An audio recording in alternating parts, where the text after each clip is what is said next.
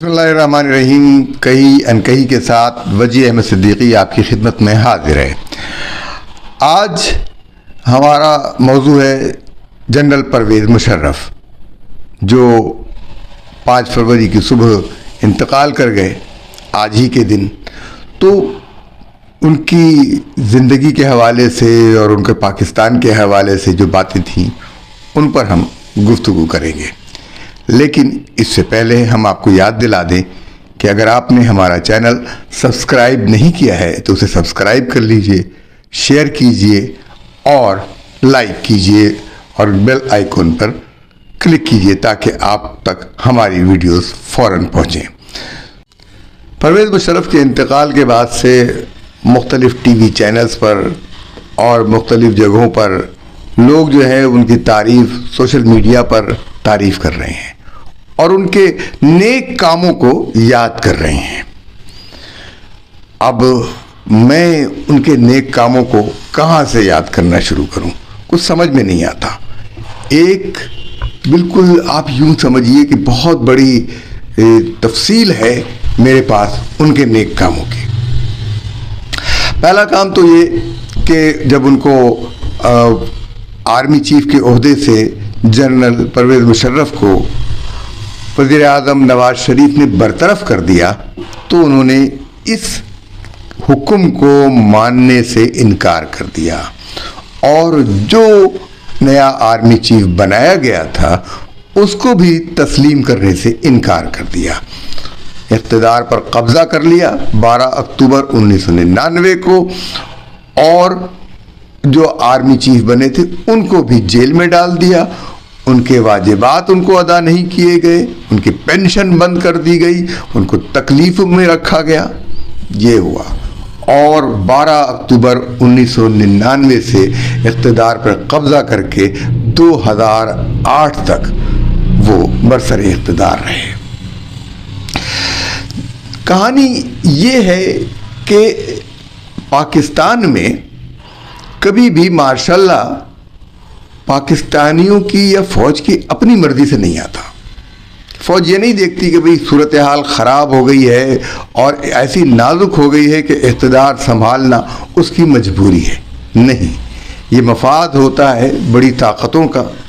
امریکہ کا جیسے خاص کر کے وہ چاہتا ہے کہ پاکستان کے اندر ایک ایسی حکومت آئے جس کے ساتھ اس کا معاملہ کرنا آسان ہو. تو بہت بڑے پس منظر میں اگر ہم اس کو دیکھیں تو یہ نظر آتا ہے 11 مئی 1998 کو بھارت نے 5 ایٹمی دھماکے کیے جس کے جواب میں پاکستان نے 28 مئی 1998 کو 6 ایٹمی دھماکے کیے جو بھارت کے ایٹمی دھماکوں کا مثبت اور مسکت جواب تھا. اور جب پاکستان ایٹمی دھماکے کرنے کا فیصلہ کر رہا تھا تو اس وقت کچھ فوجیوں نے بھی اس کی مخالفت کی تھی. کیا جنرل پرویز مشرف اس میں شامل تھے یا نہیں یہ ہمیں نہیں معلوم. واضح طور پہ بات آئی کہ راجہ محمد ظفر الحق نے میاں نواز شریف کو ایٹمی دھماکے کرنے کے لیے کہا. بل کلنٹن پاکستان کو $5 ارب دینے کا اعلان کر چکے تھے کہ اگر وہ دھماکہ نہیں کرے تو ہم پاکستان کو $5 ارب دیں گے. لیکن $5 ارب کو میاں نواز شریف نے کیوں ٹھکرا دیا؟ مشورہ لیا انہوں نے اور شیخ رشید جو ان کی کابینہ کے رکن تھے وہ ڈر کے مارے بھاگ گئے تھے. خود کہتے ہیں اور یہ بڑے مجاہد بنتے ہیں، ڈر کے مارے بھاگ گئے تھے کہ پاکستان اگر ایٹمی دھماکہ کرے گا تو نہ جانے اس کا کیا نتیجہ نکلے. تو پاکستان نے امریکہ کی لالچ کے باوجود اور امریکہ کی دھمکی کے باوجود ایٹمی دھماکہ کر دیا اور اس ایٹمی دھماکے کا نتیجہ یہ نکلا کہ پاکستان اور ہندوستان کے درمیان ایک توازن قائم ہو گیا، طاقت کا توازن.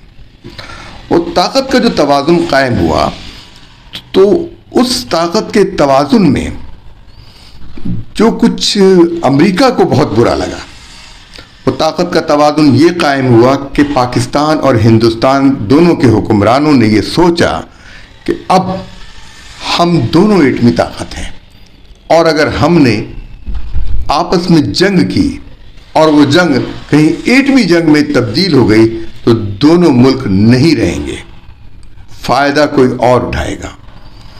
تو اس بات کو تسلیم کرتے ہوئے بھارتی وزیر اعظم اٹل بہاری واجپئی مینار پاکستان پر لاہور میں آئے، اور انہوں نے وہاں کھڑے ہو کر گویا یہ اس بات کی علامت تھی کہ اب وہ پاکستان کو تسلیم کرتے ہیں۔ تو یہ سلسلہ ایک ایسی طرف چلا گیا تھا کہ پاکستان اور ہندوستان اپنے تنازعات کے ساتھ اپنے تعلقات کو بہتر بنانا چاہ رہے تھے، تجارت بھی ہوتی اور ایک دوسرے کے لیے مدد بھی ہوتی، اور جو ہمارے تنازعات ہیں ان کے حل کی طرف راستہ بھی نکلتا۔ خاص کر کشمیر کی جو صورتحال ہے وہ ایک ایسی ہو جاتی جو جہاں پر ہندوستان اور پاکستان دونوں کی آمد و رفت ہوتی، وہ ایک اور زون بن جاتا۔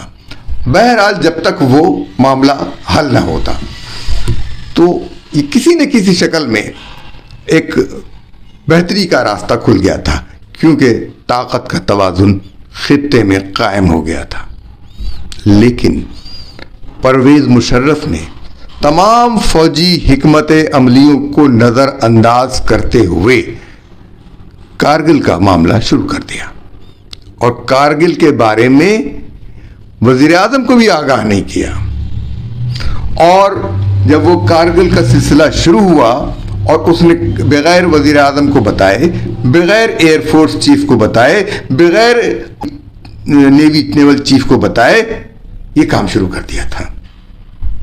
جب اٹل بہاری واجپئی کو پتا چلا تو انہوں نے میاں نواز شریف کو فون کیا کہ آپ نے یہ کیا کیا؟ میاں نواز شریف حیران ہوئے کہ مجھے معلوم نہیں۔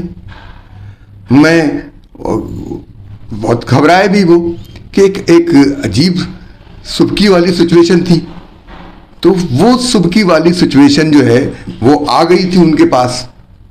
انہوں نے کہا کہ میں معلوم کر کے بتاتا ہوں، جس پر اٹل بہاری واجپئی نے وہ تاریخی جملہ کہا کہ ہاں آپ پوچھ کر بتاتے ہیں، آپ ان سے پوچھ کر ہمیں بتائیں گے، اور ہماری فوج ہم سے پوچھ کر کام کرتی ہے۔ یہ فرق ہے ہم میں اور آپ میں۔ وہ جو توازن تھا طاقت کا وہ ختم ہو گیا، وہ جنگ نہیں لڑ سکے ہم۔ ظاہر ہے جس جنگ میں ایک پہاڑوں کے اوپر اتنی سرد مقام پر پہنچ گئے جہاں سپلائی لائن نہیں ہو، جہاں ہمارے جوان شہید ہوتے رہے، اور پھر اس جنگ کو ختم کرانے کے لیے میاں نواز شریف کو امریکہ کے پاس جانا پڑا۔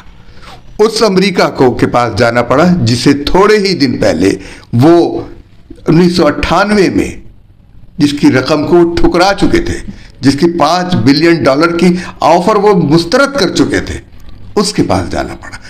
کس کی وجہ سے؟ پرویز مشرف کی مہم جوئی کی وجہ سے۔ تو یہ صرف یہی بات نہیں تھی، پرویز مشرف کو کافی سبکی ہوئی۔ اسی کارگل کی وجہ سے میاں نواز شریف کو بہت تکلیف پہنچی، اور کیونکہ جو توازن انہوں نے قائم کیا تھا وہ ختم ہوا، اور اس توازن کے نتیجے میں ہماری جو ساکھ تھی وہ ختم ہوئی۔ ہم معاشی طور پر آگے بڑھنا چاہتے تھے، امریکہ ہم پر ایٹمی دھماکوں کی وجہ سے پابندیاں لگا چکا تھا، اور پرویز مشرف نے کارگل کر کے ان پابندیوں کو مزید سخت کر دیا تھا۔ ورنہ دنیا کے سامنے ہم یہ کہہ سکتے تھے کہ بھارت نے بھی ایٹمی دھماکے کیے ہیں، اس پر پابندی نہیں لگی، ہم نے ایٹمی دھماکے کیے تو ہم پر پابندی لگی ہے، اور ہو سکتا تھا کہ ہم جلد ہی تمام پابندیوں کو ہٹوا لیتے اور ہم اپنے آپ کو ایک ایٹمی طاقت تسلیم کروا لیتے۔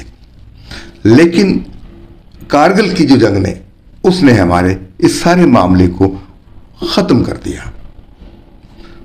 میاں نواز شریف کے سامنے اب بات آ گئی تھی کہ ایک ایسا آرمی چیف جو ان کا کہنا نہیں مانگتا، جو ان کو بتاتا نہیں ہے، جو ان کی ماتحتی قبول نہیں کرتا ہے، جبکہ آئین اور قانون کے مطابق وہ ان کا ماتحت ہے، وہ آرمی چیف، اس آرمی چیف نے جو جنگ لڑی یہ اس سے کسی کو بھی آگاہ نہیں کیا، اور انہوں نے جب یہ فیصلہ کیا کہ ایک نیا آرمی چیف مقرر کیا جائے اور جنرل ضیاء الدین بٹ کو جو ISI کے چیف تھے ان کو انہوں نے آرمی چیف بنایا، تو پرویز مشرف اور ان کے ساتھیوں نے ایک سازش کے تحت پرویز مشرف کو برقرار رکھا، ایک برطرف آرمی چیف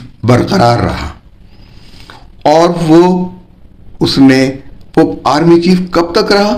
2008 تک، جب تک اس نے اپنی کمان دوسرے army chief general Ashfaq Pervez Kayani کے حوالے نہیں کر دی۔ یہ پرویز مشرف کی کہانی کا ایک حصہ ہے، اور اب ہم آگے بڑھتے ہیں اور دوسرے حصے کی طرف۔ اب جناب جب 12 اکتوبر کا واقعہ ہوا، پرویز مشرف نے اقتدار پہ قبضہ کیا، صرف اقتدار پہ قبضہ نہیں کیا، ان تمام ججوں کو جو سپریم کورٹ کے جج تھے اور جن سے انہیں توقع تھی کہ یہ ان کے خلاف فیصلہ دے دیں گے، ان کو قید کر دیا، ججوں کو قید کر دیا، اور ان ججوں سے وہ چاہتے تھے کہ وہ ان کے حق میں فیصلہ دیں۔ ان میں سے ایک جج ارشاد حسن خان نکلے جنہوں نے خلاف آئین و قانون یہ فیصلہ دیا کہ جنرل پرویز مشرف آئین میں ترمیم کر سکتے ہیں۔ آپ یہ سوچئے کہ وہ آئین جس میں ذوالفقار علی بھٹو کے زمانے سے لے کر اب تک ترامیم کا حق صرف اراکین پارلیمنٹ کو تھا، وہ پرویز مشرف کو دے دیا گیا، اور پرویز مشرف کو یہ آئین کا حق دینے والے، ترامیم کا حق دینے والے جسٹس ارشاد حسن خان، جو خود آئین میں کوئی ترمیم نہیں کر سکتے۔ سپریم کورٹ آئین کی تشریح کر سکتی ہے لیکن اس کے اندر ترمیم نہیں کر سکتی، وہ اس کا کام یہ نہیں ہے، وہ قانون اور آئین کے مطابق اسے چلنا ہوتا ہے۔ اس کے بعد پھر پرویز مشرف صاحب کی جو ہے وہ یعنی آپ یہ کہیے کہ وہ شیر ہوتے گئے۔ سب سے پہلا جو ہے انہوں نے ضرب جو ہے وہ مسلم لیگ نون پر لگائی، میاں نواز شریف کو قید کر دیا، شہباز شریف کو قید کر دیا، ان پر غداری کے الزامات لگائے، ان پر ہائی جیکنگ کے الزامات لگائے، طیارہ ہائی جیک کرنے کے الزامات لگائے، اور اس دوران امریکہ میں 9/11 ہو گیا۔ امریکہ جس نے پرویز مشرف کو کارگل کی جنگ لڑنے کی شہ دی تھی، امریکہ جس نے پرویز مشرف کو اقتدار پر قبضہ کرنے کی شہ دی تھی، وہ 9/11 کا واقعہ کر بیٹھا۔ ایک ڈیزائن تھا، امریکہ پینٹاگون اور ورلڈ ٹریڈ سینٹر کی عمارتوں پر حملے ہوئے اور ورلڈ ٹریڈ سینٹر گرا دیا گیا۔ الزام اسامہ بن لادن پر آیا جو افغانستان میں چھپے بیٹھے ہیں۔ چھپے بیٹھے، وہ پہلے ہی بیٹھے ہوئے تھے، وہ سوڈان میں بھی تھے اور ان کے پیچھے 1998 سے لوگ لگے ہوئے تھے اور یہ کلنٹن کے زمانے میں نہیں ہو سکا تو جارج بش کے زمانے میں یہ کیا گیا۔ اب 9/11 کے واقعے کے ساتھ یہ ہوا کہ اس کے ذمہ دار ٹھہرایا گیا وہاں سے ایک پسماندہ علاقے میں رہنے والے بیٹھنے والے اسامہ بن لادن کو، اور طالبان کی حکومت تھی جن کو چند ملکوں نے صرف تسلیم کیا ہوا تھا، سعودی عرب، متحدہ عرب امارات، پاکستان وغیرہ نے، امریکہ نے تسلیم نہیں کیا تھا۔ تو وہاں پر کہا گیا کہ یہاں بیٹھے ہیں اور وہ اسامہ بن لادن کو ہمارے حوالے کر دیں۔ معاملہ آیا پاکستان پر، پاکستان اس کے پڑوس میں تھا، اور پاکستان کے سامنے آپشن رکھے گئے کہ تم یہ شرائط ہیں جو پوری کرو. پاکستان نے ان شرائط کو خلاف توقع، کولن پاول کی توقع کے خلاف ساری شرائط مان لی، جبکہ ان کا یہ خیال تھا کہ چند شرائط پاکستان ان میں سے مان لے گا تو یہ ہماری بہت بڑی کامیابی ہوگی، اور باقی وہ بہت بڑی رقم جو ہے وہ پاکستان کو دینے والے تھے کہ وہ اپنے مالیاتی خسارے کو بھی دور کرے اور پاکستان کی ترقی کے لیے بھی کوئی کام کرے.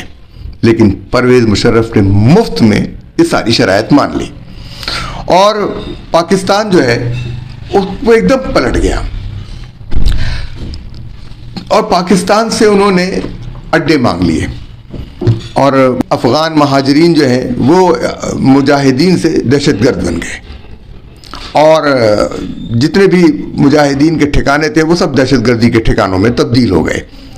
یہ سب کایا کلپ ایک رات میں اس وقت ہوئی جب پرویز مشرف نے کولن پاول کی بات پر آمنا و صدقنا کہہ دیا.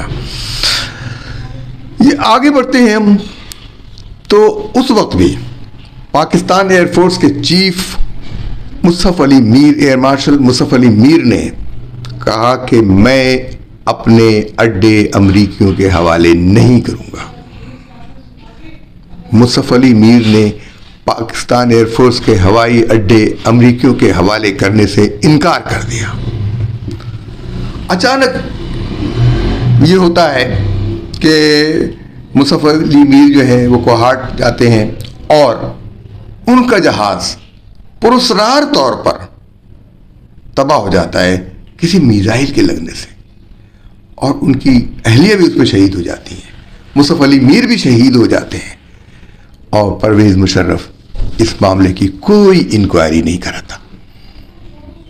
اور اس کے بعد سے پاکستان ایئر فورس کے تمام اڈے امریکہ کے حوالے ہو جاتے ہیں. جہاں سے ڈرون اڑتے ہیں، اور وہ ڈرون سب سے پہلا حملہ کہاں کرتے ہیں؟ ڈماڈولا کے مدرسے میں، وزیرستان کے مدرسے میں، جہاں فجر کے وقت چھوٹے چھوٹے بچے نماز پڑھنے کے لیے اٹھتے ہیں اور وہ شہید کر دیے جاتے ہیں. 81 بچے.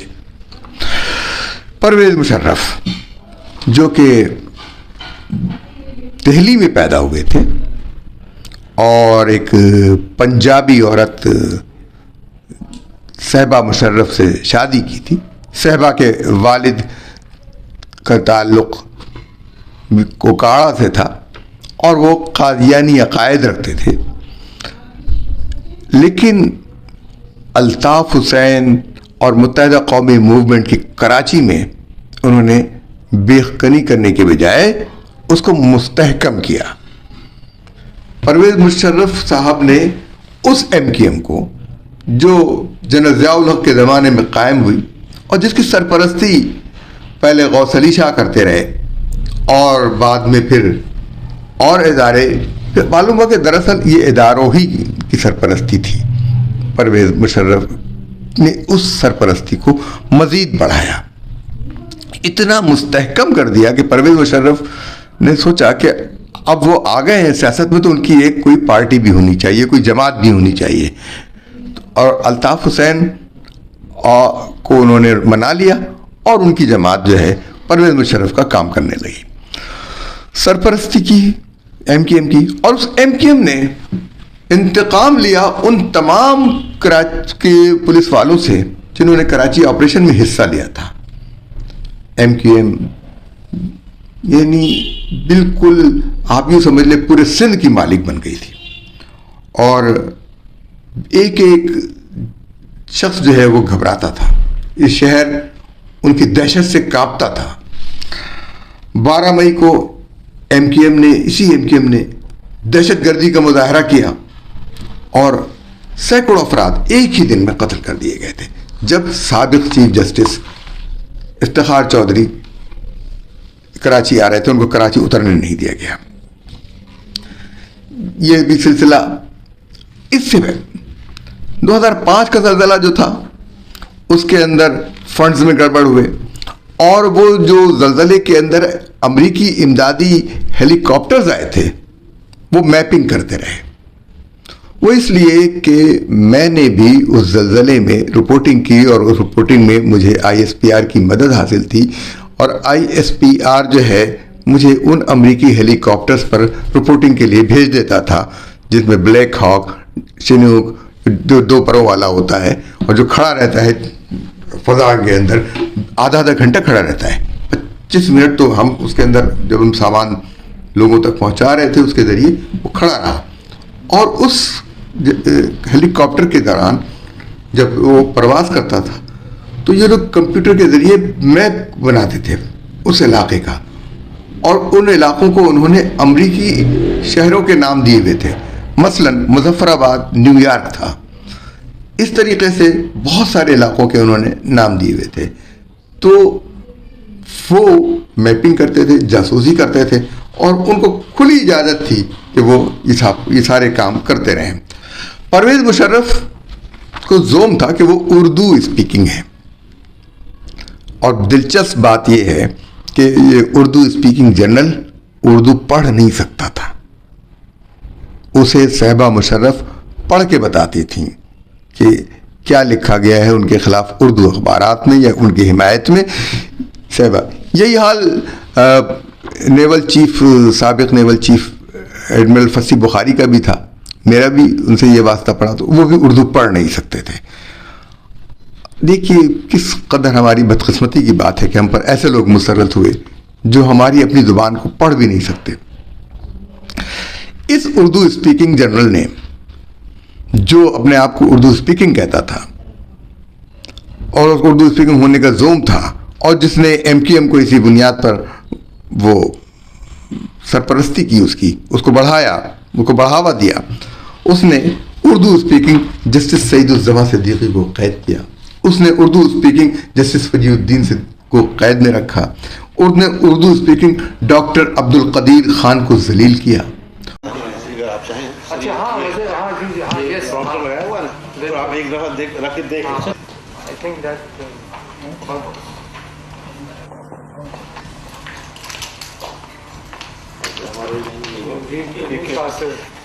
یہ سر یہ وہ ہے میں نے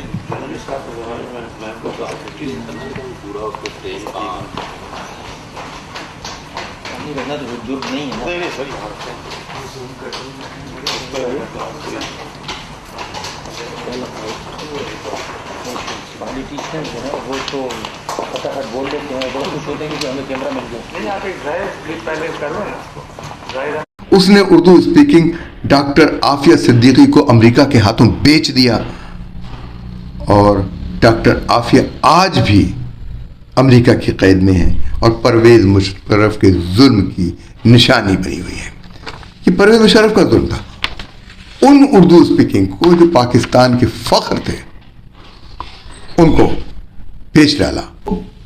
اردو اسپیکنگ کے اوپر جو پرویز مشرف کی مہربانیاں تھیں اب ان کو ہم بتاتے جا رہے ہیں کہ ڈاکٹر شازیہ خالد جو OGDC کی طرف سے اور وہاں پر گیس کمپنی کی طرف سے ڈاکٹر تھیں، یعنی بگٹی علاقے میں، ان کی عصمت دری جو ہے آرمی کے ایک کیپٹن نے کی.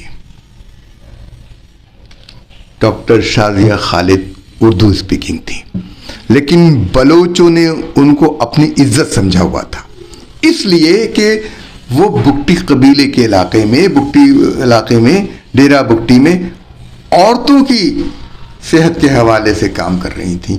وہ اور بلوچی انہیں اپنی عزت سمجھتے تھے، اور اس کے لیے انہوں نے آواز بلند کی، جس پر پرویز مشرف کو نفرت ہوئی بگٹی کے علاقے سے. اور پھر کیا کیا انہوں نے؟ بلوچستان کے اندر جو فساد انہوں نے برپا کیا، سوچے سمجھے بغیر، آج تک بلوچستان اس آگ میں جل رہا ہے. بلوچستان کے اکبر بگٹی کو شہید کیا اور کہا کہ میزائل ایسی جگہ سے آئے گا کہیں سے خبر بھی نہیں ہوگی. آگے بڑھیے. پرویز مشرف وہ علاقہ، گوادر کا علاقہ، بلوچستان کا علاقہ، اس کے اوپر امریکہ کی نظر ہے. کیونکہ یہاں معدنی وسائل ہیں، یہاں قدرتی وسائل ہیں، اور ہر قدرتی وسائل پر امریکہ کی نظر ہے۔ یہ اتنے قدرتی وسائل ہیں، پاکستان دنیا کا ترقی یافتہ ملک بن سکتا ہے، لیکن ہم دوسروں کے مفادات کے لیے کام کرتے ہیں۔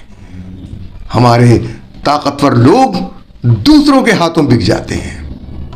پھر پاکستان کے اندر سے جذبہ جہاد جو تھا وہ اس کو بڑا مس یوز کیا گیا ہے، بہت زیادہ اس کو استعمال کیا گیا ہے۔ لیکن اب کیسے اس کو کیا کیا جائے کہ ان جہادیوں کو دہشت گرد کیسے بنایا جائے؟ پہلے تو امریکہ کا مفاد تھا کہ یہاں سے روس جائے، سوویت یونین جائے تو جہاد ہے۔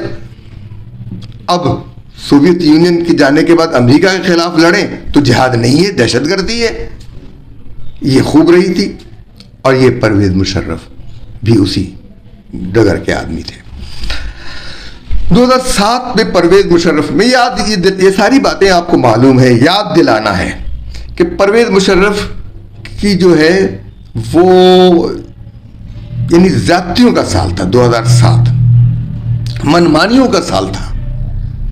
لال مسجد کا ڈرامہ جو ہے کس طرح سے رچایا، وہاں جیسے کوئی بہت بڑا اسلحہ آیا ہوا ہو، وہاں جہاں چھوٹی چھوٹی معصوم بچیاں پڑھتی ہوں جامع حفصہ میں۔ مجھے اصل میں جو افسوس یہ ہوتا ہے کہ اللہ تعالیٰ نے کہا ہے کہ مومن فہم و فراست کا مالک ہوتا ہے۔ اس لال مسجد کے واقعے کے جتنے ذمہ دار پرویز مشرف صاحب رکھتے، اتنے ہی ذمہ دار مولانا عبدالعزیز بھی ہیں۔ انہوں نے آگے اور کا منظر نہیں دیکھا، وہ صرف جذباتی رہے اور سازشوں کا شکار ہوتے رہے۔ 2007 میں ان کے ہاں پاس کچھ لوگ آئے اور جو انہوں نے یہ کہا کہ مساجد گرا رہا ہے پرویز مشرف، اور فلاں مسجد گرا دی ہے، فلاں کو، یعنی مسجد گرانے والوں نے مسجد کے پیسے لے لیے تھے۔ جس مسجد کو گرایا تھا اس کی جگہ لے کے وہ پیسے بھی لے لیے تھے، اور اس کے بعد وہ لوگ وہاں بیٹھ گئے کلاشن کوفے لے کے، 4 کلاشن کوفے لے کر۔ اور یہ وہ صاحب تھے جنہوں نے پھر اس کے بعد کہا کہ لائبریری پہ قبضہ کر لو۔ چلڈرن لائبریری تھی، وہ بچوں کے اس پر قبضہ کر لیا گیا۔ اب اس قبضے کو نہیں چھڑایا جا رہا، یعنی اگر حکومت چاہتی تو اس قبضے کو 2 منٹ میں چھڑا لیتی، اور اگر چاہتی تو مولانا عبدالعزیز کو گرفتار کر لیتی، اور چاہتی تو عبدالرشید غازی کو گرفتار کر لیتی، لیکن ایسا نہیں ہوا۔ وہ اس کے بجائے مفتی سعید، یہ وہی صاحب ہیں جنہوں نے ریحام خان کا نکاح پڑھایا عمران خان سے، جنہوں نے پنکی پیرنی عرف بشرا مانیکا کے نکاح پر نکاح جو ہے عمران خان کا پڑھایا۔ مانیکا سے اس نے کوئی طلاق نہیں لی تھی، تبھی نکاح پڑھا دیا گیا تھا۔ تو یہ سارے کام کرنے والے یہ مفتی صاحب تھے۔ وہاں سے ان کو انعام کے طور پر ان کو مدرسہ اور یہ چیزیں ملی تھی۔ لال مسجد میں ان کا یہ کردار تھا۔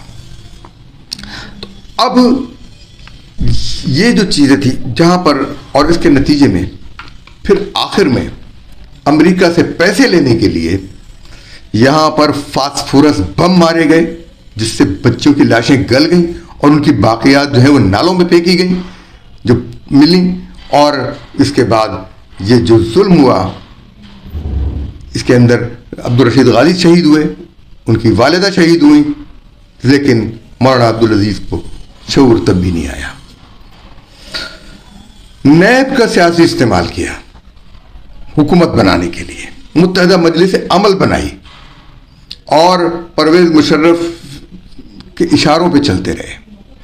مولانا شاہ احمد دورانی جو ہیں وہ انتقال کر گئے، اس کے بعد سے اس کا رخ ہی بدل گیا۔